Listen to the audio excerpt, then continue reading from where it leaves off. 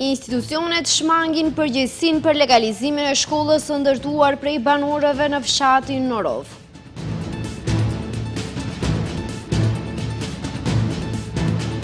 Shkollat po shuhen ngadalë. Për 7 vjet vendi ka humbur 17.000 nxënës dhe 7.000 studentë.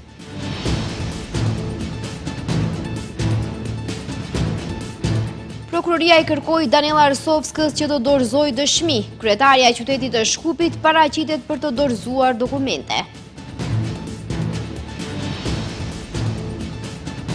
LSDM nis fushatën për të zbardhur të vërtetën për tragjedinë në Koçan. VMRO kundërpërgjigjet me spitalin modular në Tetov.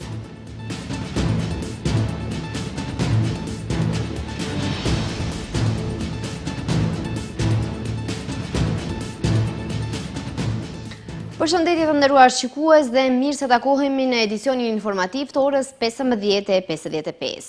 Shkolla e ndërtuar me kontributin e banorëve në fshatin Norov duhet të legalizohet, por deri tani kjo nuk është realizuar.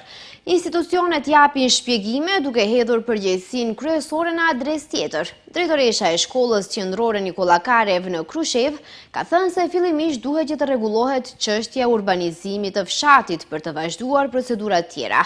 Kryetari I komunës Tome Hristovski thotë se do të bëjnë sërish kërkesë në sekretariatin e qeverisë që të legalizojë pronën ose t'i kalojë kompetencat komunës. Ndërkaq Ministria e Arsimit thotë se problematikën e ka kuptuar nga media dhe se në ministri nuk është bërë asnjë kërkesë. Përgjegjësinë dhe as zgjidhjen e problemit të shkollës në fshatin Norov nuk e merr përsipër asnjë institucion. Ata hedhin fajin tek njëra tjetra, megjithatë zgjidhje konkrete nuk afron asnjëra.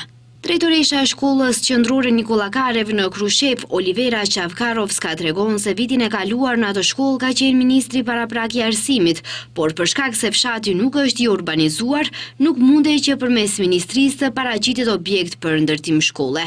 Ai thotë se fillimisht duhet të urbanizohet fshati, pastaj të vazhdohet me procedurat e mëtejshme. Më pas shton se duhet institucionet të konstatojnë nëse objekti I ri I plotson kushtet për shkollë. Unë mendoj se fillimisht duhet të shkojnë institucionet kompetente të shikojnë se objekti a I plotson kushtet, institucionet ta legalizojnë ose të japin ndonjë miratim. Nga komuna e Krushevës thonë se ata nuk janë pro shembjes së objektit. Kryetari I komunës Tome Hristovski thotë se ata kanë bërë kërkesë tek sekretariati I qeverisë qysh më 28 shkurt që ta legalizojë pronën ose t'i kalojë kompetencat komunës, sepse prona është e shtetit dhe një kërkesë të njëjtë do ta bëjnë sërish.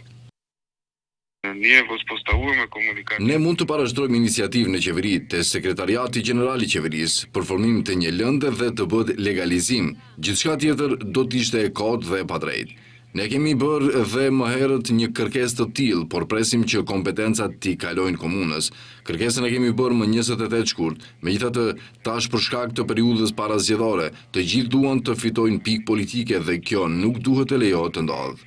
Ndërkaq Ministria e Arsimit thotë se problematikën e ka kuptuar nga media dhe se në ministri nuk është bërë asnjë kërkesë as nga prindët, as nga komuna dhe as nga shkolla. Megjithatë thonë se do të angazhohen në këtë drejtim. Ministria e Arsimit nuk mund të legalizojë objekt. Kjo është kompetencë e komunës dhe institucioneve tjera. Ne nuk mund të veprojmë në një situatë të këtillë, për shkak se nuk kemi qenë të informuar më herët as nga komuna, as nga prindërit dhe as nga drejtori I shkollës se ka ndonjë problem atje. Ne do zhvillojmë kontakte me komunën tani dhe do të shohim se si do të tejkalohet kjo.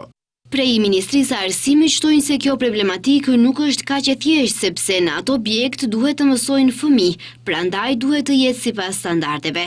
Për shkak të objektit të vjetër dhe pa kushte elementare dhe për shkak të neglizhencës së institucioneve për të ndërtuar objekt të ri shkollor në fshatin Norov të Krushevës, këtë gjë e bën banorët e fshatit me vetfinancim, por tani objekti kundërshtohet nga institucionet, të cilat thonë se objekti është ilegal. Largimi I nxënësve është problemi më I madh në sistemin arsimor. Në 7 vitet e kaluara në vend janë humbur 17.000 nxënës dhe 7.000 studentë. Ministri I Arsimit Vesna Janeva tha se plani operativ I qeverisë synon të përmirësohet standardi I studentëve dhe I të rinjve duke synuar për t'i mbajtur ata në vend. Në 7 vitet e kaluara, ne kemi humbur 17.000 nxënës dhe 7.000 student. Kështu shpreh Ministre e Arsimit dhe Shkencës Vesna Janeva në panel diskutimin e qeverisë për të ashtu quajturin plan operativ. Prandaj ky plan i qeverisë, sipas ministres, është që të përmirësohet standardi i studentëve dhe të rinj t'i mbajmë në vend. Ajo shton se ndryshimet nuk mund të ndodhin sot për nesër, duke theksuar se efektet e masave që ndërmerren ndjehen pas 10 viteve. Planirano, organizirano. Në arsim, efektet e masave që i ndërmarrim tani do t'i shohim pas 5 deri 10 viteve, ashtu siç masa që nuk janë ndërmarr vitet e kaluara në arsim i shohim tani.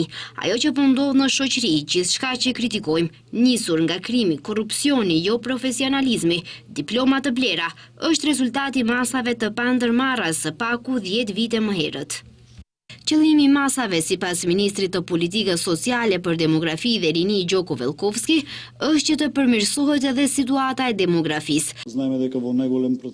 Me planin operativ, Ministria Politikës Sociale, Demografi dhe Rini do të kontribojë sa më shumë që të rinjtë të qëndrojnë brenda në shtet dhe me këtë të formon më shumë familje që drejt për drejt ndikon në përmirësimin e situatës së demografisë.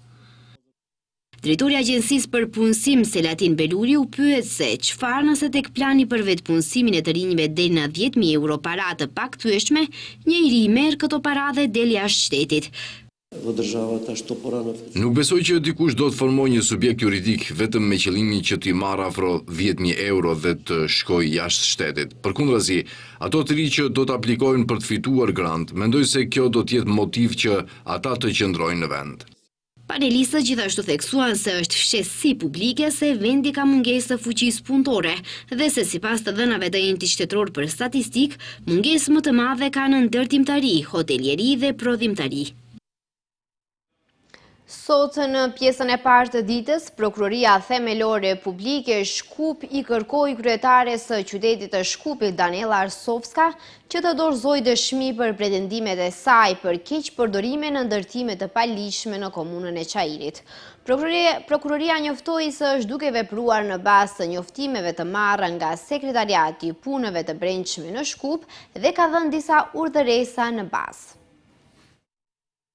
Prokuroria Publike Themelore e Shkupit ka kërkuar që kryetaria e qytetit të Shkupit Daniela Arsovska të bashkëpunojë me ta nëse ka dëshmi që e lidhin me krim kreun e komunës së Çajirit Vesa Arganiu. Nga prokuroria thonë se janë duke vepruar, megjithatë kërkojnë të dhëna të qarta dhe të sakta për parcelat ku supozohet që janë ndërtuar objektet pa leje për të cilat flet kryetaria e qytetit. Prokuroria Themelore Publike Shkup është duke vepruar në bazë të njoftimeve të marra nga SBB Shkup dhe ka dhënë disa urdhëresa në bazë të së cilave tani më po veprohet. Nëse kryetaria e komunës si zyrtare ka njohuri për vepër penale, ajo e ka detyrim ta denoncojë atë dhe të bashkëpunojë me prokurorinë dhe të tregojë cilat janë parcelat ose objektet konkrete ku ka ose janë të ndërtuara në mënyrë të paligjshme. Kjo është e patjetërsueshme në mënyrë që prokuroria të mund të veprojë dhe të parandalojë prishjen e provave dhe fshehjen e tyre. Thonë se janë duke punuar edhe për të zbuluar kërcënimet ndaj Daniela Arsovskës. Lidhur me kërcënimet, Ministria e Punëve të Brendshme është organ që ka kompetenca direkte për të siguruar jetën dhe sigurinë e qytetarëve dhe për të zbuluar dhe parandaluar rrezikimin e jetës së qytetarëve.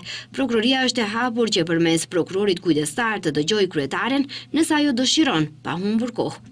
Kanë kaluar tashmë 2 javë prej kur ka filluar seria e denoncimeve publike që Daniela Arsovska bën për ndërtimet pa leje që ajo supozon se janë bërë në Çajir. Në vigjilje të kësaj ajo ka publikuar edhe disa kërcënime që supozohet se i bëjnë zyrtar të lartë të komunës së Çajirit. Pas reagimit të Prokurorisë Publike për ndërtimet pa leje në komunën e Çajirit, ka reaguar edhe Lidhja Social-Demokrate e Maqedonisë. Nga LSDM pyesin se në këtë mes cili është përfitimi i kryeministrit Mickoski nga mafia urbane dhe 150 ndërtimet pa leje në Çajir. Thonë se mafia urbane ka gjetur mbulesë të re në radhët e VMRO-DPM-s dhe mbretërit e kësaj mafie, sipas LSDM-s, janë pjesë e koalicionit të Mickoskit. Sipas Lidhjes Social-Demokrate, kur flitet për ndërtimet pa leje, nuk ekziston as polici, as ligj, as prokuror që mund t'i kap dhe t'i sanksionojë. Çfarë interesi dhe përfitimi ka Mickoski nga kjo? A është kjo arsyeja se nuk ka polici as asgjë? A është kjo arsyeja që nuk veprohet? Sa para janë përfituar nga këto ndërtime pa leje? Imagjinoni në Çajir, ekziston objekt që është regjistruar në katastër në vitin 2024, me një raport që thuhet se është ndërtuar në vitin 2011. Për më tepër, kadastra ka dhe videopamje nga terreni dhe në vend ngjarje është kryer edhe matje e parcelës nga ku shihet se në vitin 2013 në atë lokacion ka pasur një barak. Pyesim nëse Mickoski mori para ose të tjerë nga qeveria për të lejuar këto ndërtime pa leje. Sa para janë reketuar nga ana e Mickoskit për 150 ndërtime pa leje, të cilat nuk përmbushin as kushtet elementare për jetë të sigurt. LSDM-ja ka nisur sot një seri konferencash për atë që e kanë quajtur si fushat për të zbardhur të vërtetën për tragjedinë në Koçan. Nënkryetaria e LSDM-s Kaja Shukova deklaroi se personi i parë i mbrojtur i VMRO DPMN-s për përgjegjësinë e tragjedisë në Koçan është shefi i policisë në Shtyp. Personi i parë i mbrojtur i VMRO DPMN-s për përgjegjësinë e tragjedisë në Koçan është Dejan Saltirovski. Kështu thot nënkryetaria e LSDM-s, e cila parti ka nisur një seri konferencash, siç i kanë quajtur ata, e vërteta për Koçanin. Sipas nënkryetares Kaja Shukova, pikërisht prokurori Lubomir Joveski, i cili kërcënoheshte se do të shkarkohet nga pushteti aktual, një ditë më parë mbylli hetimin pa asnjë funksionar të dyshuar të VMRO DPMN-s. Prokuroria dhe qeveria duhet të përgjigjen se përse nuk ka akuzë kundër shefit të policisë të SPB Shtyp, Dejan Saltirovski. Ai e ka ditur ose është dashur të di se në urdhërin për aksion kontrolle, në kundërshtim me procedurat standarde operacionale, qëndron se dyert e diskotekës Puls do të jenë të mbyllura. Përse prokuroria nuk e publikon videon në të cilën shihet shefi i SPB-s gjatë orës 12:30 deri në 1:20 para diskotekës Puls. Apo ndoshta, pyet LSDM, Dejan Saltirovski në ndërkohë e ka falsifikuar dokumentin se natën e tragjedisë nuk ka qenë në punë. Sipas partisë opozitare, Saltirovski është mbrojtur nga përndjekja penale sepse është në lidhje familjare me Orce Todorovskin, që është njëri nga biznesmenët, thon ata, më të ngushtë të Christian Mickoskit. Apo, shtojnë më tej, për shkak se është i mbrojtur nga ministri i brendshëm Pançe Toshkovski, sepse Saltirovski ka qenë avokat i tij. LSDM bën me dije se do të vazhdojë me preskonferencat, në të cilat, siç njoftojnë, do të publikojë informacione që kanë lidhje me tragjedinë në Koçan. Dhe VMRO DPMN në anën tjetër ka njoftuar se prej nesër do të nisin me seri preskonferencash për të treguar, siç thon ata, të vërtetën e spitalit modular në Tetov. 14 jetë të humbura, përgjegjësi patjetër të ketë për fajtorët e vërtet. Kush lejoi ndërtimin e spitaleve me material jo rezistente ndaj zjarrit? Kush ka nënshkruar? Kush ka heshtur? Kush ka përfituar? Na ndiqni nesër me fillim në ora 12, qëndron në paralajmërimin e VMRO DPMN-s. Partia në pushtet thotë se ata do të zbulojnë gjithë të vërtetën e këtij rasti.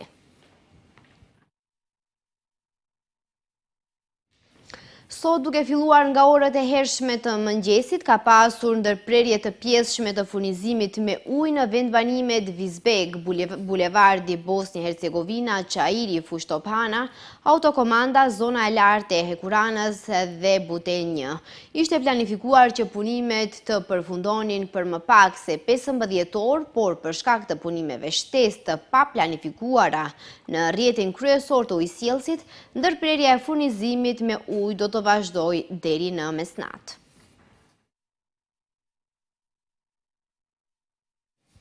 Për 2 ditë në Shkup do të kryhet dezinfektim ajror kundër formave të rritura të mushkonjave. Qyteti i Shkupit informon se dezinfektimi do të kryhet në orët e hershme të mëngjesit dhe nëse kushtet atmosferike nuk e lejojnë, atëherë do të kryhet ditën tjetër, kur kushtet atmosferike të jenë të favorshme.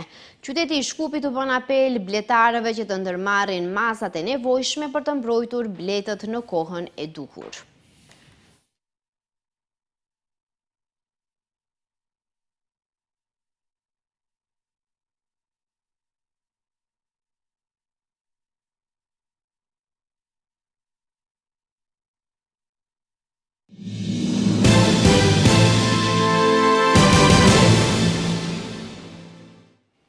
Kryetari i vetëvendosjes Albin Kurti ka mbrojtur të propozuarën e tij për krye parlamentare Albulena Haxhiun, duke akuzuar deputetët e partive tjera pse s'po e votojnë atë.